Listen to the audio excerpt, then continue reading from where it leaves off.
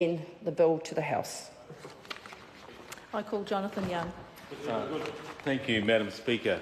And can I just acknowledge the previous speaker and some of her comments. Regarding the officials who reported to the Transport Industrial Relations Select Committee, of which I was the chair, they stated that, that there wasn't that evidence. We asked them why not in terms of the data. They came back to us and said there is limited evidence about the scale of drug and alcohol use by people in the maritime sector, reflecting in part that historically, in the absence of a testing regime, such data was not collected. So we need to understand the context of the lack of data is because there wasn't a collecting regime. We support this bill. However, I'd have to say I am disappointed that the SOP has come through that removes mandatory drug and alcohol testing. We need to understand where this recommendation for mandatory drug and alcohol testing came from, and that is essentially based on the tragedy that happened at Carterton, where 11 people lost their lives in a ballooning accident, and it was investigated by the Transport Accident Investigation Commission, and they concluded that the balloon pilot made an error of judgment when contact with the power lines became imminent, and he tried to outclimb the power lines rather than using the rapid descent system to drop the balloon quickly to the ground below.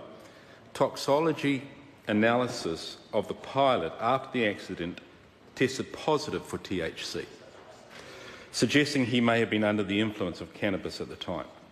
So they recommended to the government that maximum alcohol levels for aviation, maritime and rail be put in place, that post-incident drug and alcohol testing be put in place, and the introduction of legislation to require aviation, maritime and rail operators to implement drug and alcohol detection and deterrent programs, including random testing. So that was the recommendation of the Transport Accident Investigation Commission. So in 2012, following that accident, the Ministry of Transport commissioned NZIER to estimate the size of the problem in New Zealand based on international evidence, because we lacked it here. And so their research looked at the impact of alcohol and drug use in aviation, maritime and rail sectors in other countries. The overseas data on fatalities linked to impairment from alcohol or drug shows that approximately 12% of all fatalities in the aviation, maritime and rail sectors were due to impairment. Applied to New Zealand's fatality data for the last 10 years, this equated to 61 preventable deaths over that time. For the same period of time, TAIC investigations found that drug and alcohol impairment may have been a contributing factor in 8 accidents involving 41 fatalities. And so this is the issue. This is the issue that we do not have the data that members on the opposite side of the House have stated. Point of order, Honourable Shane Jones.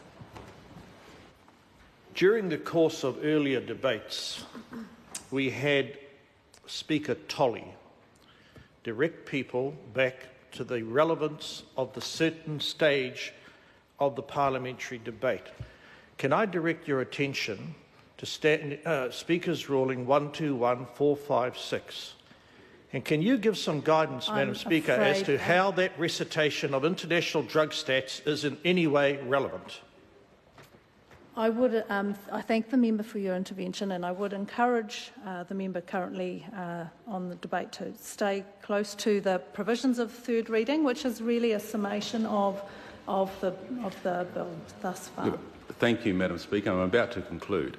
I would just like to say that the third reading has always been a broad-ranging debate, encapsulating many aspects that have been debated, and we have heard today from a number of speakers reference to this mandatory drug and alcohol testing. So I'm bringing some context as the chair of the committee that did this work to this Parliament and to the people of New Zealand. Thank you very much, Madam Speaker. Thank you.